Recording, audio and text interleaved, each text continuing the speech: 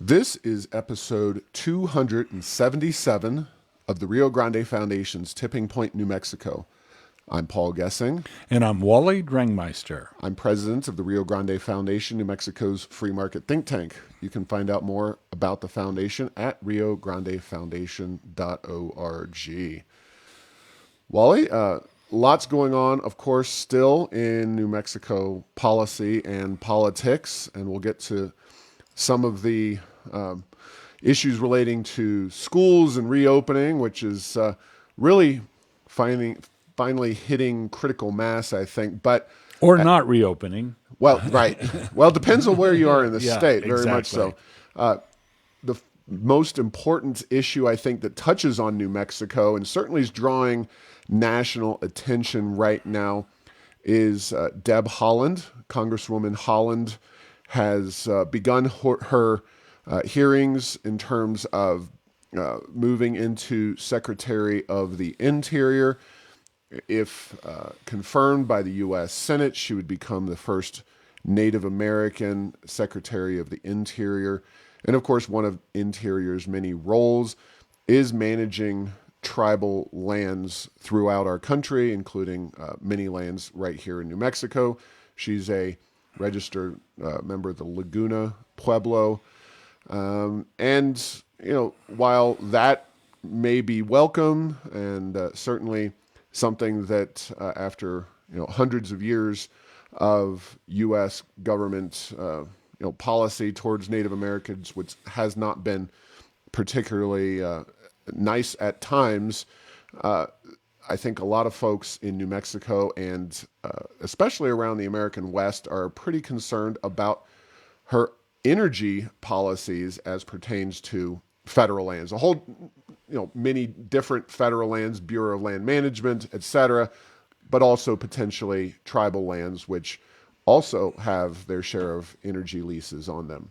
Yeah, leading up to the confirmation hearings, what I'm seeing is two issues. One, a great deal of hope from the Native American tribes and pueblos that some additional rationality or, quote, better policy will be implemented with regard to Bureau of Indian Affairs, Indian Health Service, and others that come under that, and extreme concern about energy. So the energy, you know, Representative Holland has been on record as some very anti oil and gas, or at least fossil fuel issues.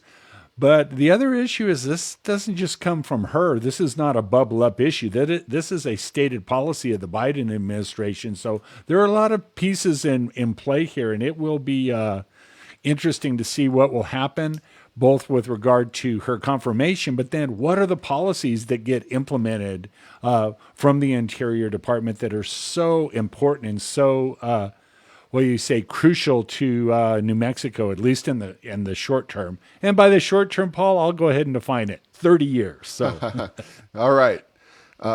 Interestingly enough, and I write about this in a piece that is available at National Review online and will be published up on Heirs of Enchantment and on the Rio Grande Foundation website. Uh, you know, I note that among other things, New Mexico is dependent on oil and gas for anywhere between 40 and 33% of its annual budget. About half of that comes from federal lands, and that, you're right. The Biden administration didn't even wait for Deb Haaland to get seated before they started taking on some pretty aggressive policies with regard to those federal lands. And while we will criticize Michelle Lujan Grisham later on in this show, and I think she probably gets a critique du jour in every podcast, Lujan Grisham represented that very same congressional district immediately prior to Deb Haaland. Mm-hmm. And for all of her manifest flaws, Michelle Lujan Grisham was much more moderate. She represents the moderate wing of the Democratic Party overall, and even the center-right perspective of the Democrat Party when it comes to energy issues, having voted for crude oil exports in Congress, defended the industry to an extent, has at least discussed the possibility of getting an exemption for New Mexico under Biden's federal ban. Deb Haaland has taken much more of the hardline left-wing perspective when it comes to energy, both as a member of Congress, although for only a couple years, but in general as an activist going up and protesting the Keystone XL pipeline, which of course Biden has already rejected the permit of. Very interesting dynamic here. I mean, the Democrats are going to close ranks, especially here in New Mexico. Martin Heinrich and the various other senators and members of Congress. But there are some very stark differences that, as these policies drag on, could lead to some consternation, so to speak, among New Mexico's political leadership. Yeah, and if by consternation you mean less money to spend, exactly. I mean, and let's face it, it's interesting that it gets put into those terms, but that really is a huge part of the New Mexico economy, and it's disproportionate in providing tax revenues, even compared to employment and everything else, because of you have lease payments on state trust lands that go into the land grant permanent fund. You have the lease payments on federal land that 48% of that flows back to New Mexico. So, there is a lot of money that flows towards the benefit of the state. And, we've talked before, and I will not belabor this point, but, it's one of those, sometimes New Mexico, the question occurs is, are we in the same boat as Nigeria? Do we use this as an excuse not to develop our economy and diversify it? And because we have this, the equivalent of a state trust fund baby, if you will, no need to go to college, get a job. I know I have this to fall back on, but this is the biggest real challenge that the industry's faced in a long time. And it is going to be, I don't know, I think it's going to be nail biting time to see if the governor and the federal delegation can kind of weave through this kind of national trend, because, I've said for a long time that the Democratic Party has gone much more to a nationalist agenda than a local agenda by leaps and bounds. And this is something that, could really, really damage the state of New Mexico. And if it does, what are the political consequences of it? And so this is one of those, a lot of times politics precedes policy. I think now we're going to have policy, and then the politics will come out of that. And so nervous times for New Mexico. But hey, we have a lot of money in the budget right now, so that we can worry about that another day, Paul. Yeah, and we'll talk about that in just a second. But before we leave Deb Haaland, and I was debating, as I somewhat do, anti-energy folks on Twitter, including 350.org, which is one of the more radical groups. And they talked about the resource curse. To me, they brought that up as why we shouldn't be so reliant on oil and gas and energy in New Mexico. And, I totally... Does the resource curse extend to solar and wind, I wonder? Yeah, well, you have to be able to really produce the problem, and it is a double-edged sword, indeed, with regard to energy.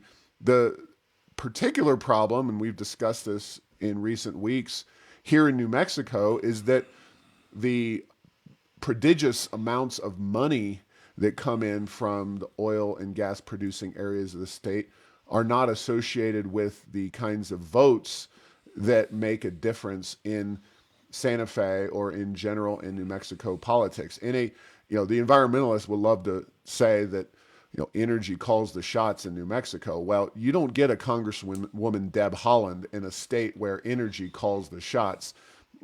And in a state where energy does call the shots, although not nearly as significantly as here in New Mexico, but Montana is a much more politically conservative state where they do rural and kind of those interests as opposed to the big urban areas, which they don't have in Montana, which is one reason why you have people like Senator Steve Daines said of Deb Haaland that he would vote against her confirmation, but also would attempt to block her nomination from advancing. So there is opposition to Haaland in the U.S. Senate, and we'll see how that all plays out. It's going to be politically sensitive because, of course, they don't want to be seen as voting against somebody who is the first, Native American, and I get that. But he wrote, "I'm deeply concerned with the Congresswoman's support on several radical issues that will hurt Montana, our way of life, our jobs in rural America, including her support for the Green New Deal and President Biden's oil and gas moratorium, as well as her opposition to Keystone XL." So we don't have people like Daines representing New Mexico, although energy is a much bigger part of our overall economy. Well, especially as you talk about the state budget, and there are drawbacks to that. The institutions that we have aren't designed necessarily to do what's best with that money. A lot of it, significant amounts, gets wasted in the pipeline of New Mexico politics and the legislature, the governor. I mean, if New Mexico did things correctly, we would be paying zero income tax, possibly zero sales tax.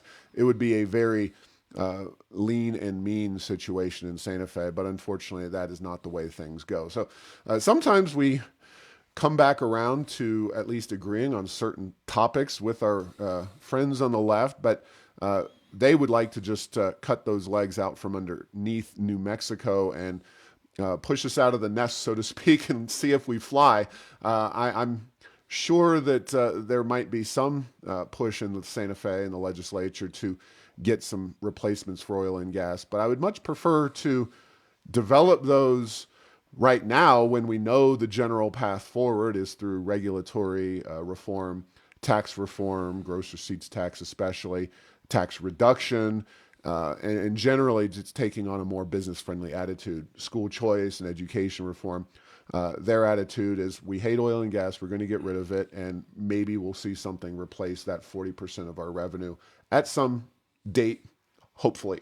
Yeah, and there's two ways that you can diversify your economy. And bear with me here while I do a little thought experiment in math, is that if we get rid of oil and gas, by definition, the private sector and every other sector as a percentage of the economy will go up. Having said that, it'll be a much, much smaller economy.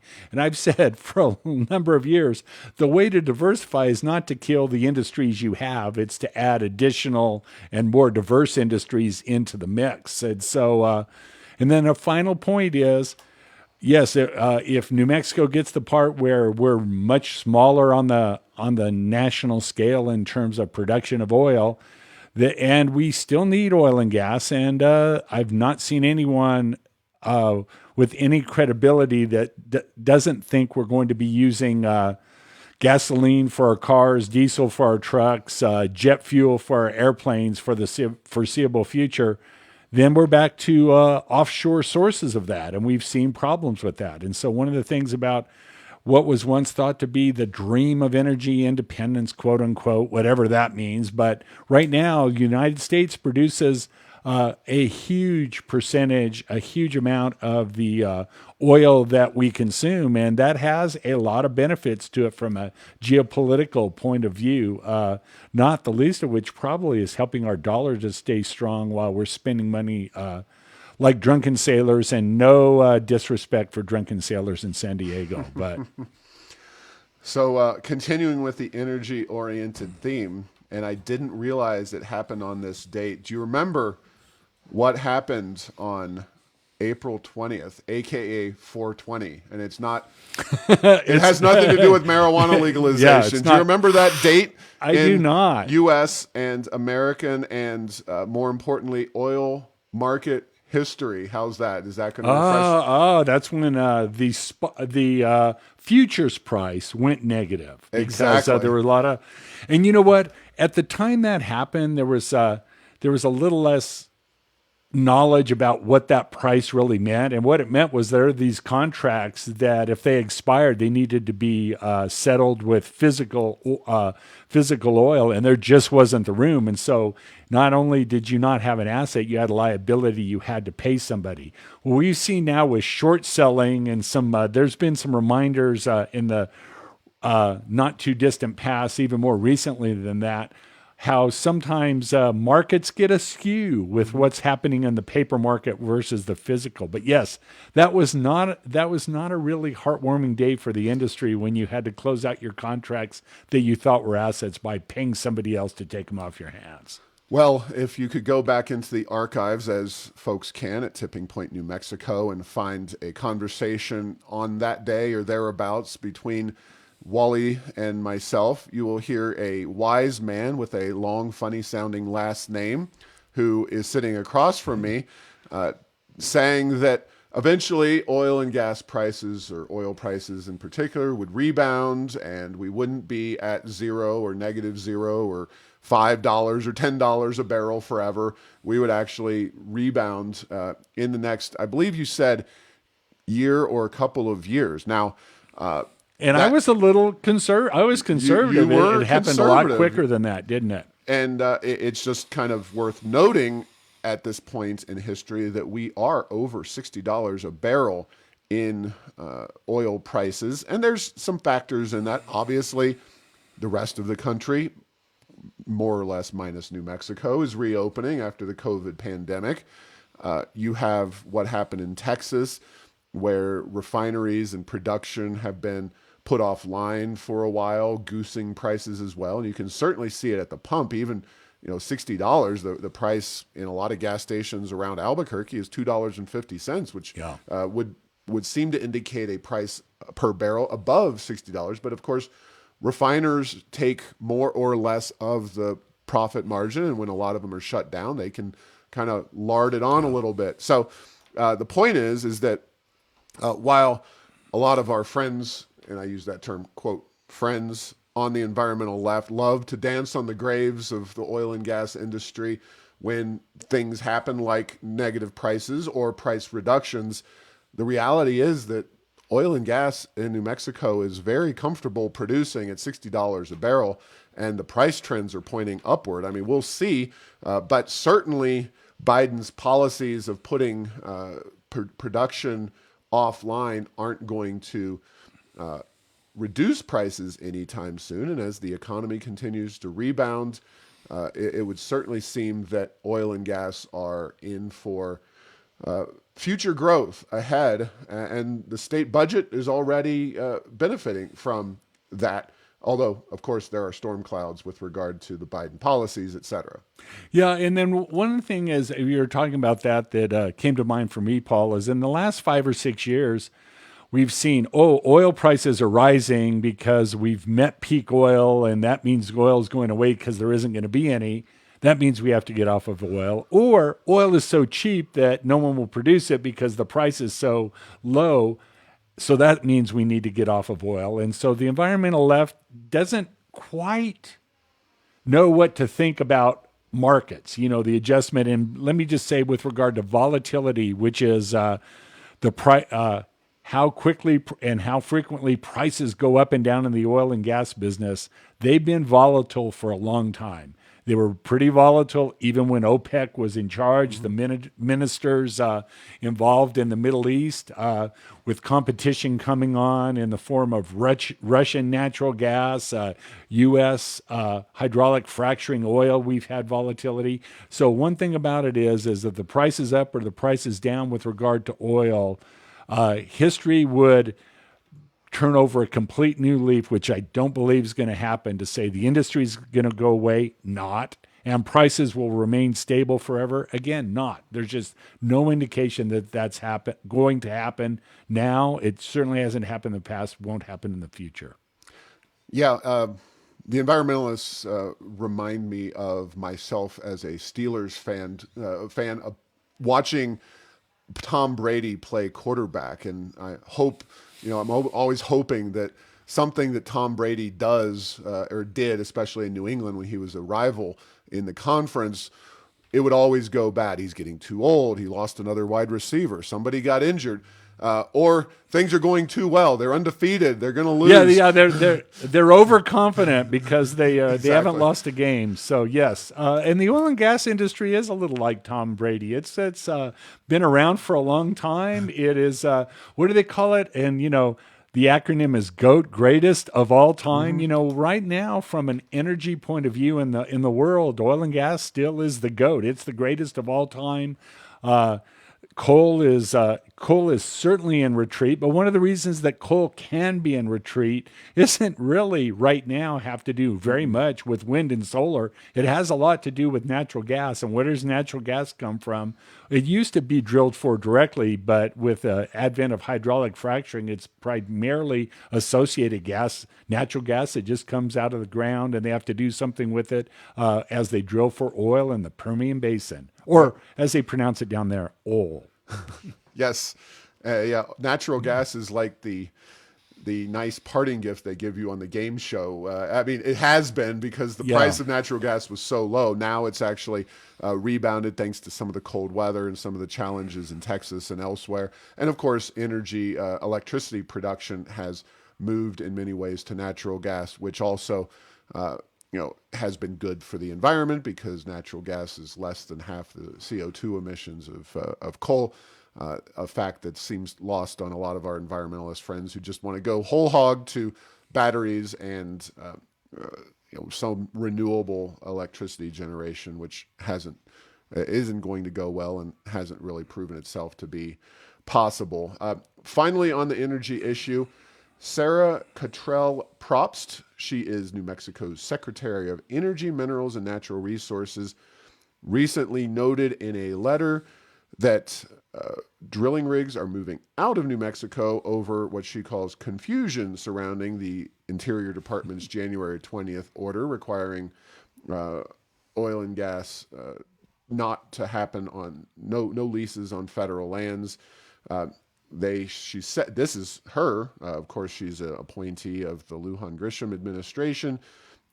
She says that states such as Texas, where only 1.8% of the land is federally owned, are seeing the influx of oil and gas rigs, whereas New Mexico is reliant for more than half of its oil and gas production on federal lands in the Permian Basin predominantly. So,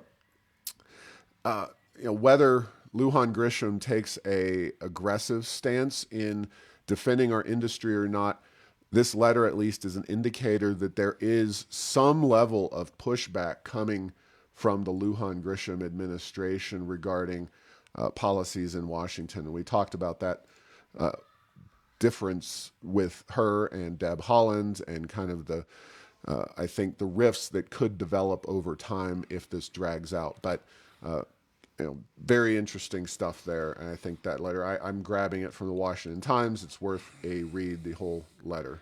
And the word she used was confusion. Is that correct? Confusion. Yeah, yes. I think it's fear or, risk management, whatever you want to call it. So, it's one of those things that the oil and gas industry works best when you have your drilling rigs working on project after project after project, and you can do the logistics so that, it used to take weeks and weeks, if not months, to move drilling rigs and keep them operating. They've got that down to a matter of days. It's like for a piece of equipment as big as a drilling rig is, it's much closer to a NASCAR pit stop, than it is tearing down a house and rebuilding it as it was in the past. So, in the last few days, and again, I've used this source forever. Baker Hughes has a drilling rig count app that I've been using, and in the last 10 days, I haven't seen massive movement in that. But, the point that they're talking about that shows that may be the case because, the permits may not be there and they may be seeing something that has emerged that they know at Energy Minerals, at the Oil Conservation Division that we don't know necessarily based on the data we're seeing out here. Sure. And finally, on the energy related front, I will be on a virtual panel, but the nice thing about Paul, but a virtual panel. Exactly. Okay. The nice thing about these Zoom events is that you can get pretty significant names sometimes to do a Zoom meeting from wherever they are, presumably Washington, D.C., that you might not be able to get to fly all the way out in person, or significantly, it would cost a lot of money. But Kevin Hassett, he is at the National Review Institute. He is at the Hoover Institution and has numerous other positions. Most notably, recently, he was chairman of President Trump's Council of Economic Advisors. He started that role in 2017. He was also senior advisor to the president. So he's been in some pretty upper echelon circles in Washington. He and I will be discussing many of these energy topics on a Zoom panel meeting on Wednesday, February 24th at 12 noon. You can go to errorsoфenchantment.com and find all the particulars to sign up to be in the meeting and hear what's being said and discussed, as well as potentially asking questions. It'll be an hour-long event, and we're really pleased to be co-hosting this with the National Review Institute.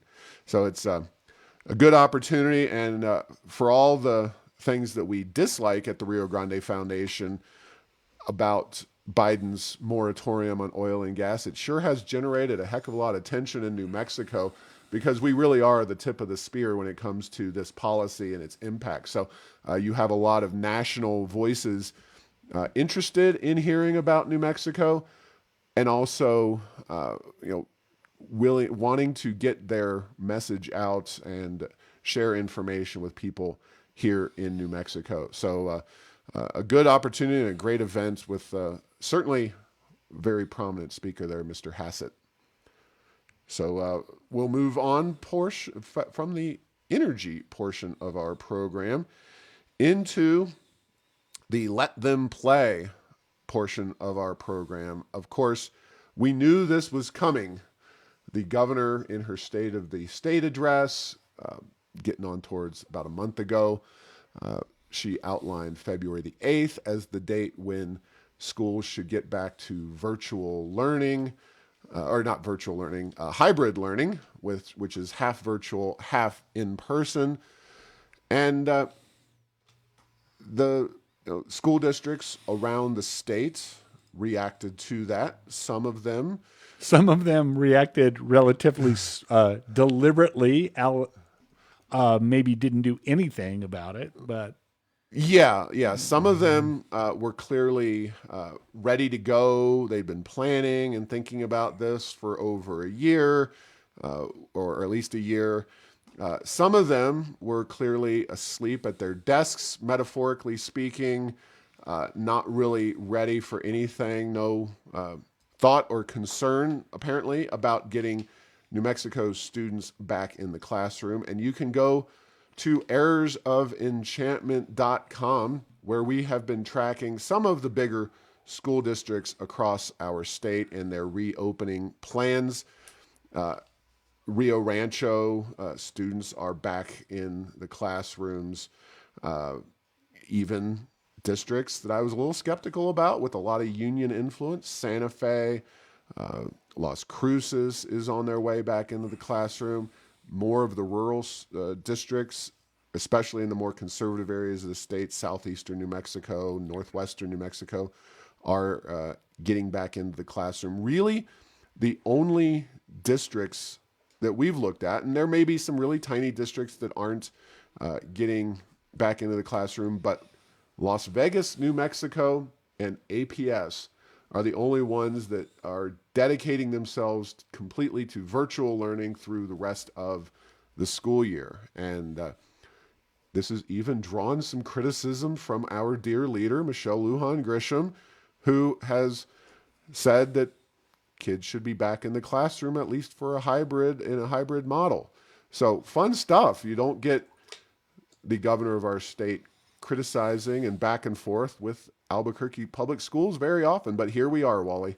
Yeah, here we are. And, it's interesting. I certainly realized about APS, the Las Vegas schools as a surprise, because they've had a relatively good go of it relative to COVID for the whole time. So you would think if anyone would be ready to open their schools back up, it would be them. But yes, this is an interesting challenge from a public policy point of view and increasingly from a political point of view because you look around and it's like the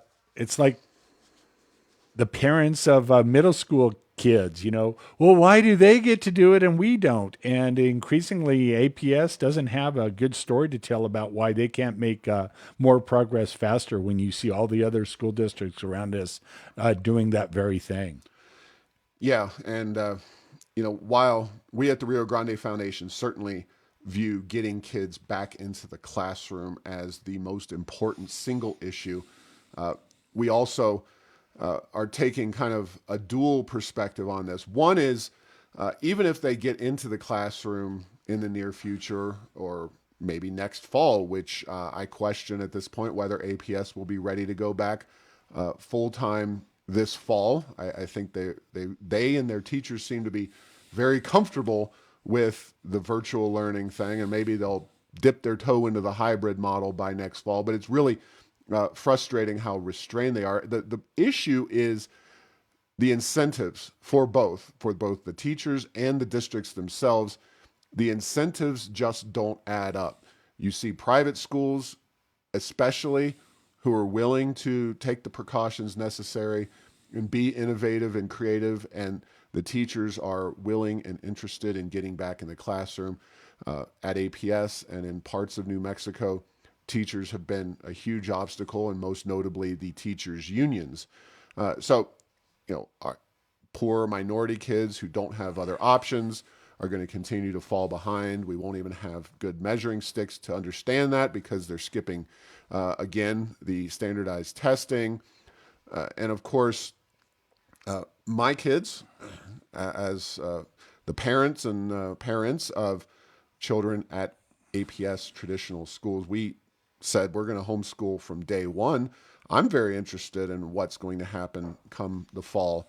And unfortunately, this lack of in-person learning isn't just in the traditional public schools. Charter schools are public schools, and so they have to embrace what is happening in their district. So if they're chartered by APS, they have to obey APS's policies, which really stinks.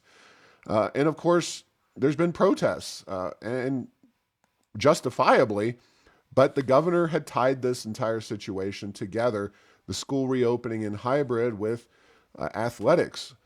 And that's where, for better or for worse, a lot of parents and a lot of young people, and I empathize and sympathize with them, that they want to be back out on their field, back playing basketball, football, whatever sport it might be. But this is the manifestation that we're really seeing is protests over let them play, let students get back onto their playing fields. And with all that has happened to young people over the last year, it is hard to argue that they shouldn't be back in the class, back either on the classroom, in the classroom for sure, but also back on their playing fields and back in their sports programs. Yeah, and one of the things that is, I think that sentiment is very strong amongst parents and amongst those who participate in sports. But time is not on their side. Time, it's one of those, if it's football season now at the end of February, it's tough to have football season, and then basketball and volleyball and, the spring sports. Just time is running out. The other thing I've talked to some people in the sports community is now, because things are slow in Albuquerque, it didn't happen, but they were concerned that if you have overlapping seasons, football, basketball, baseball, softball, volleyball, a lot of the officials that officiate one sport also officiate others, and that they're always on the bleeding edge of having enough officials for the major sports as it is. So, this is starting to look a lot more like Athletics 2, the horror film, with Athletics 1 being the NCAA, trials and tribulations of the Lobos and the Aggies. So, this is I just don't see at this point how this ends well or ends with people being happy and satisfied. Although, maybe a few months ago, if everyone was ready to go, that could have happened.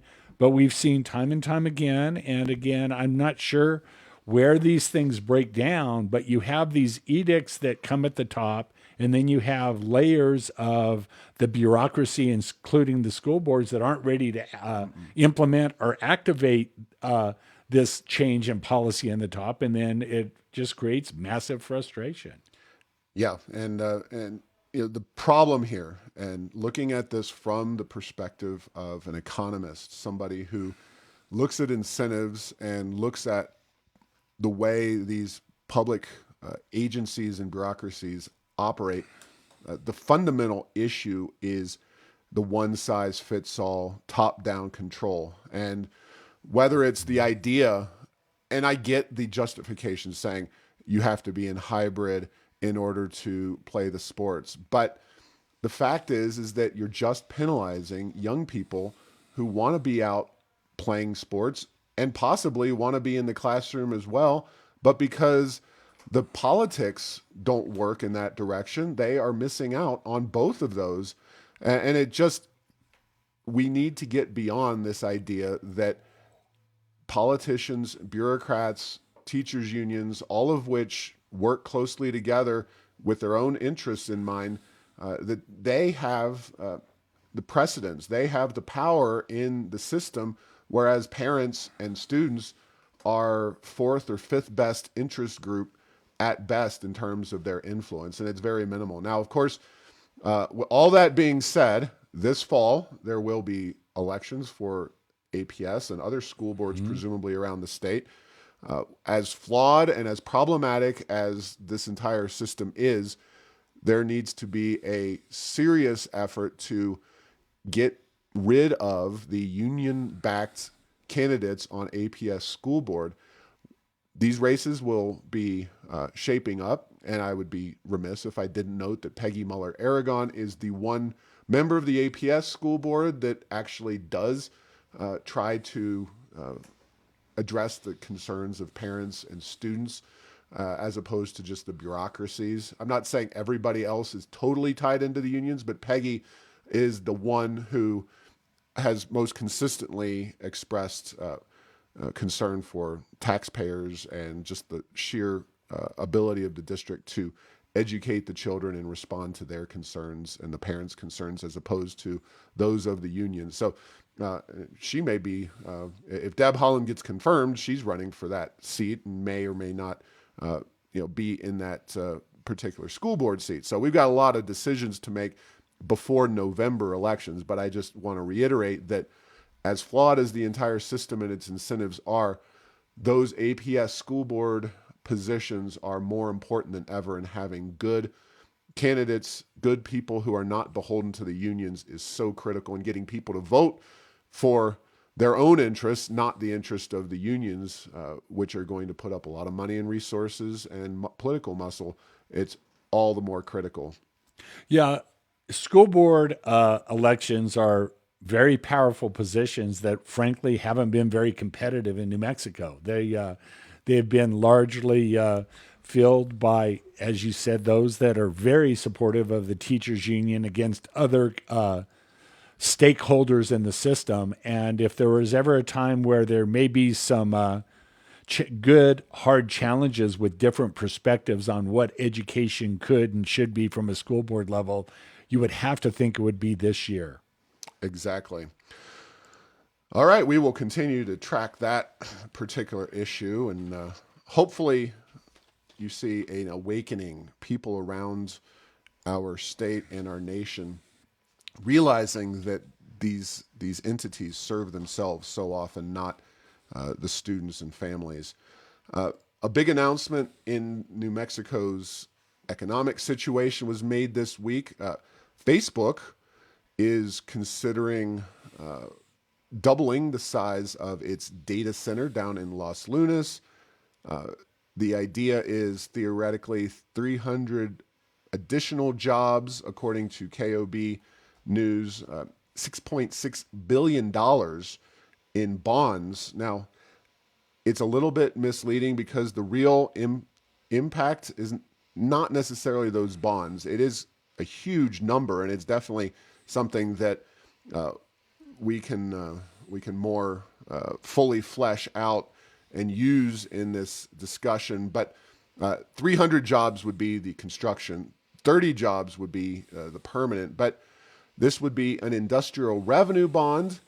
And it's basically a fancy way to get around the anti-donation clause, in which you exempt Facebook from property taxes for the better part of 25 to 30 years. There's also the additional which is about the lifespan, I'm sure, of that facility, Right. if not far less, frankly. So. Yeah, although Intel and their fab in Rio Rancho lost its property tax exemption that was originally used to get it here a couple of years ago, 2, 3, 4 years ago. There's also the issue of, Facebook claims to be 100% renewable, which, get back to the energy discussion, is not true. They are connected to the grid. They do get some solar and wind, but the idea that they are 100% renewable is simply ridiculous. And what issues that might create for the grid here in New Mexico in terms of electricity generation and stability down the road is, of course, a concern, especially as we move ourselves to 100% renewables. And no one was worrying about the grid until a few weeks ago. It's interesting. Right. We had a little. We were, but well, yeah, no, the general I wasn't saying. population. Yeah, that was not something. Or a lot of policymakers, if you talk about reliability, they would poo-poo it as like, oh, you are just not with the new technology and just don't understand how it works. And Texas, that had a lot of diversity of supply. Pretty much all of them failed in some fashion or another. And, thank goodness they're just now starting to emerge from that. But yeah, there are real issues with regard to reliability going forward. Yeah. And while that is an issue, I think the general view of the Rio Grande Foundation is that we would welcome Facebook, our new digital storage overlords, and tracking. They're replacing the CIA soon, very soon. Yes. But our concern really primarily is with the generosity of the subsidies, especially a total exemption of property taxes, which was given to them and more in the original deal to bring Facebook here. We, have concerns about the grid and the electricity generation system, but this is just one of many of those problems and concerns that we have moving forward. And you just don't know Right. in any given project, because the company will say, if we don't have our property taxes eliminated, we're not going to go here.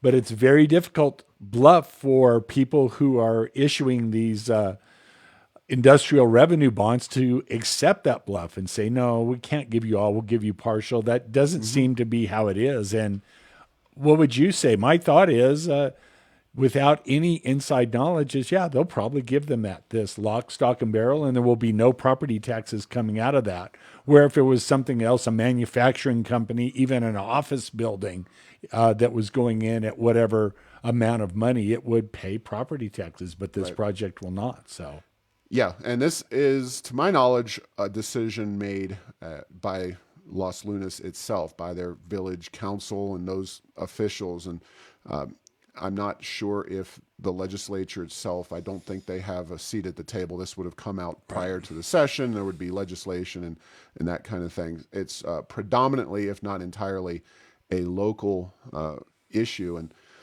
I suspect they will probably give it to them. But yeah, it's something that you need to be concerned about if you live in Los Lunas. If you live in any part of our state, it is an issue that really we need to limit the amount of subsidies given to these companies, and a total property tax exemption for that length of time, along with some of the machinations on the energy front, real concerning there. Now, Paul, is this corporate welfare or is this economic development? I always lose track, because they can be both. Yeah, well, exactly. And that is the point right there. There's a lot of people. So if they they want this project to go through because they like Facebook, they call it economic development. And if they don't like a project, they call it corporate welfare. So exactly. All right. Well, very quickly, we need to talk about the fact that the legislative session is a little more than halfway done. I'm not surprised at all by this, but if you read news coverage of it, including And I would especially point folks to the Albuquerque Journal, Dan McKay and Dan Boyd, the double Dans up there in the Roundhouse on Thursday, the 18th. They had an article, Halfway Home, Lawmakers Hit Crucial Stretch, kind of looking at the review of the session so far. In summary, while there's a lot of individual bills and process is moving online, there's been definitely some hiccups there. The business community and folks, including the New Mexico Chamber of Commerce, they changed their name from ACI, which I think is a good move. So Rob Black, president and CEO of the New Mexico Chamber of Commerce, has his concerns. I know Terry Cole at the Albuquerque Chamber has expressed concerns. We are very concerned at the Rio Grande Foundation. In general, business community voices, business interests are not super excited about a lot of what's happening in Santa Fe. Whereas folks like James Jimenez, who's quoted extensively in this article, Jimenez runs Voices for Children, thinks everything's going really, really awesome up in Santa Fe. And I don't think this is a shock to anybody. This is not a pro-business legislature. This is an extremely left-wing legislature. So left-wing interest groups like Voices for Children and their allies are seemingly getting what they want, whereas businesses, and I will say that businesses are hoping to get some level of support financially and return from the impact they've felt over the last year from COVID-19 and the governor's shutdowns.